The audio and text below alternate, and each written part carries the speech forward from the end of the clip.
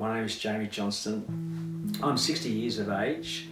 I'm currently working at Tabcorp Holdings as a deployment manager. The hardest time of my life was back when I was in my early 20s. I was diagnosed with a disease called aplastic anemia.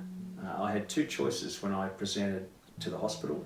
The first choice was to try and manage it as it was, but the doctors effectively said that I would only live for a further 12 months after accepting that.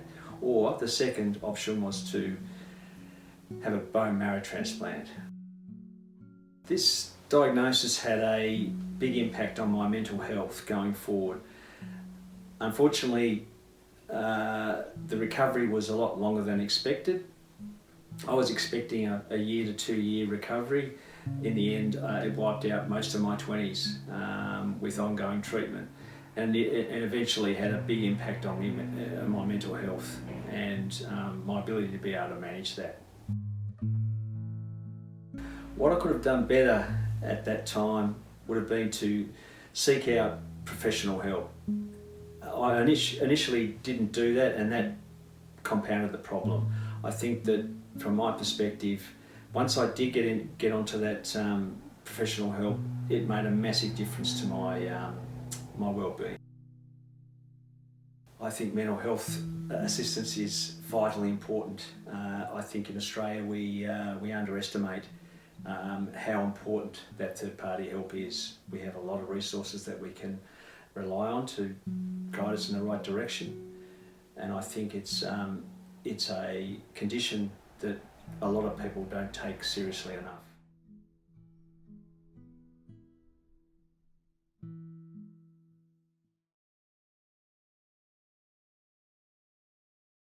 Hello everyone and welcome back. So that was my video portrait project. I really hope you all enjoyed.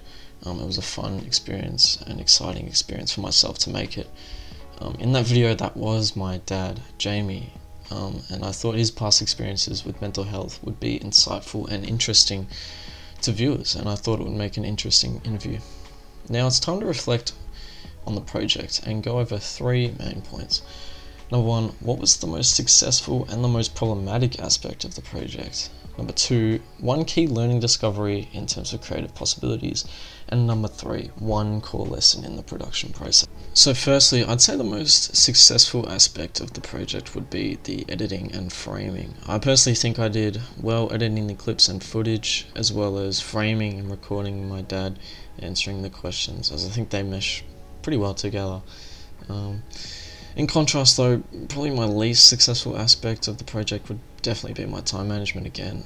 I once again struggled to efficiently manage my time working on the project and had to rush in some areas, as I also had to deal with other assignments and such. I could definitely improve on this aspect in my work. In the future I could try planning out assignments and scheduling what needs to be done on certain days. One key learning discovery I made during the project that relates to the creative possibilities is the overall creative potential of interviews or documentaries. Before starting this project or reading Michael Rabinger's Conducting and Shooting Interviews, I thought that documentaries and interviews were very limited in a creative aspect, as you were limited to a small space with only usually one subject and little to no storyline. However, this project has changed my thoughts and overall view on documentaries and interviews as a way to tell a story. They are thoughtful and are able to accurately and quickly present a story or point to be made without much trouble.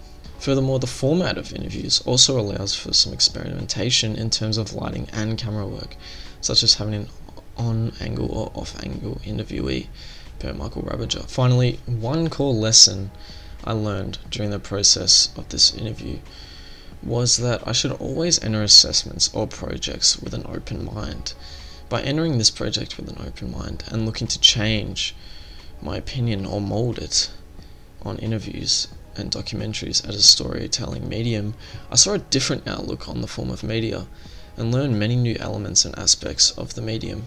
If I'm able to keep this open-minded outlook on projects in the future, I'm sure I will be able to learn more about them as well, and therefore be more likely to succeed or achieve high marks. And that is all for vlog 8, everyone. I look forward to seeing everyone else's projects, and I hope everyone has a great week. See ya.